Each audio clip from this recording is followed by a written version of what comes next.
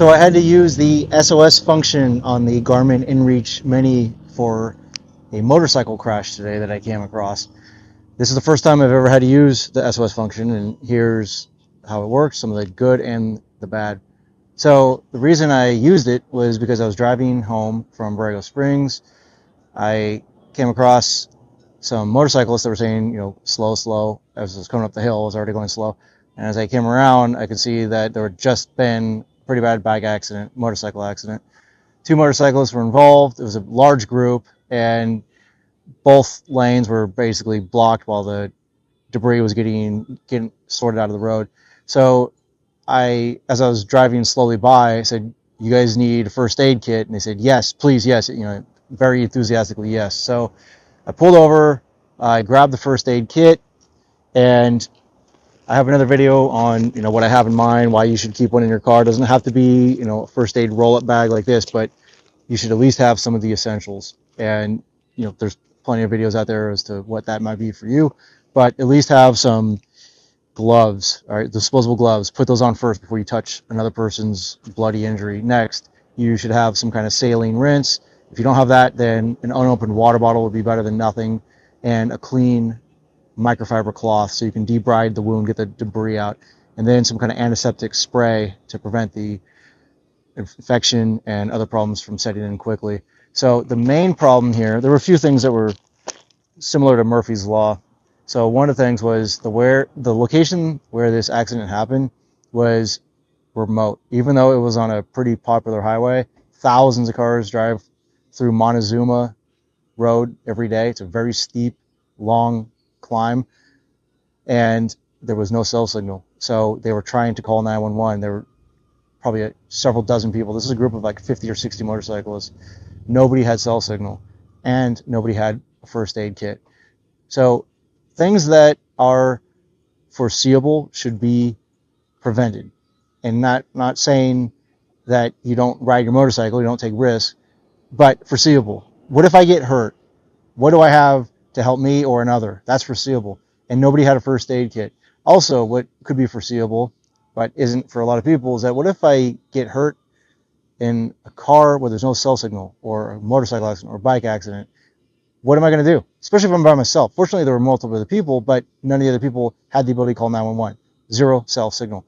So one of the other things I did have was this Garmin InReach Mini. So I used the SOS function. I had never used this before, and what it did was connect me with Garmin Dispatch, which they didn't even need to know my location. It showed automatically based on this. This is a satellite communicator. So the reason this works, if you're not familiar with this, is that it doesn't use cellular. It uses satellite. Now, a couple of things that I wish I would have done beforehand. I should have downloaded the app and had the app installed on my phone, so it would have been easier to communicate with the first responder dispatch, because I was having to use the old style of like 1990s cell phone where you're texting, one character at a time.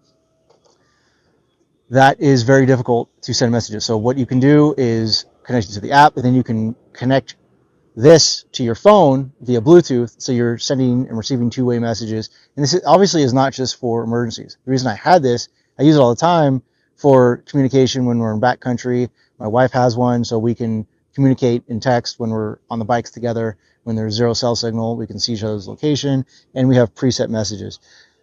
You can see here on the top, Iridium. It uses the Iridium satellite array. So satellite communication isn't cheap. You have to pay for a monthly subscription. I'm grateful that I have been paying for that for several years, even though I don't use this very often, because when you need it, you absolutely need it, and it will more than pay for itself than compared to some of the alternatives. The first responders did respond, so I made good comms with the Garmin Dispatch. They knew where I was. I was able to communicate with them through two-way texting and answer their questions as to what kind of help I needed using the presets, which I don't even think I programmed. I think these are default in here. Like there's like 7 or 8 different preset responses. I'm having a medical emergency, etc. I use that so I didn't have to text and use the scrollable characters.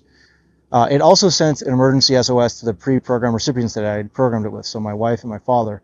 And those two, even though they couldn't reach me by cell phone, communicated. So my wife received the message. I was able to respond to her, "I am okay. I no hurt," and she was able to tell my dad that I'm okay. But they both received a message from the satellite to know that I was hurt, and my wife responded first to see if I was okay. So fortunately, there were a few fortunates, and one of the things that Murphy's Law didn't completely take over was this didn't happen at night. Now, where it did happen was on a very steep grade, and the cars that were going downhill were going very fast, but one of the groups of the motorcycle, one of the members of the motorcycle group, was flagging vehicles to slow down with one of the vests. So, and once they saw how many motorcycles there were, everybody respected them.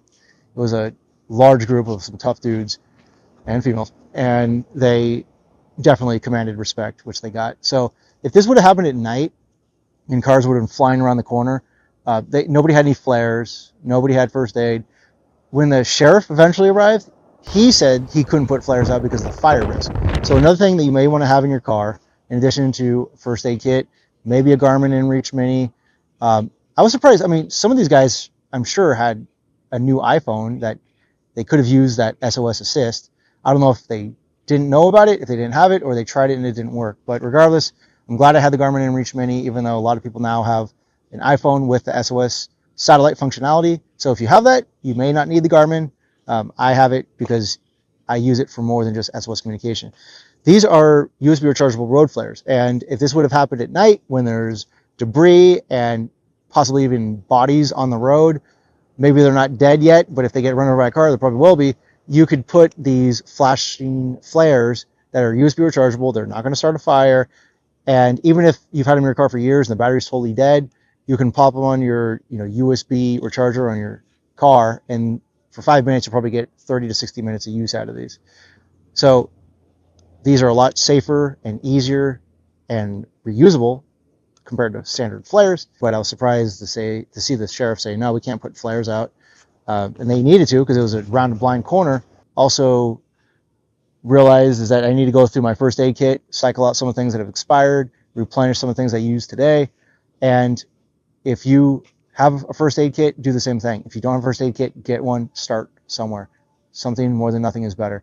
And lastly, if you see someone who needs help, if you have the ability to help, there's very few things that you have to do, most likely, that are more important than tending to somebody who could be bleeding out.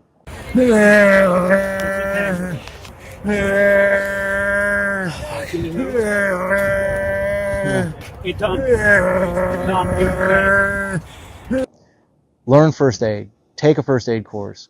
Red Cross, or if you're in the military, learn TCCC. And I hope someone would do that for me if I'm ever in that position. So thank you for Garmin for doing what I pay you to do with the monthly subscription. This device is great. I'm very happy with it. Helped this guy out tremendously. The EMTs arrived, and I don't know how they would have arrived if it wasn't for satellite communication. If you have Starlink, I suppose you could set that up if you have a power source for it, maybe a generator, but you're going to have to wait probably 15 minutes for it to connect to a satellite. If it is up, then you could use the voice over IP to make an emergency SOS call, but there are lower hanging fruits to utilize than that. So to recap, if you don't have an iPhone with SOS functionality, then one of these would be very handy. Keep it in each of your cars, and it is worth the monthly subscription in my opinion, because when you need it, you need nothing more than something like this.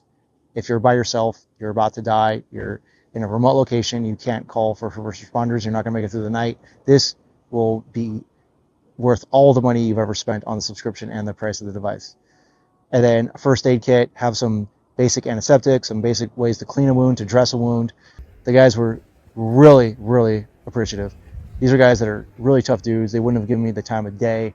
They probably would have done worse if they saw me in my cycling outfit. But I know that they hopefully will have some new respect for cyclists. I explained to him that I'm a cyclist, I race a lot, I help out with SAG, support and gear, so that's why I have this first aid kit. And I hope they would do the same for cyclists if they came across one. So, hope you found this helpful, and if you have any questions, you know what to do. Leave a comment. Thanks.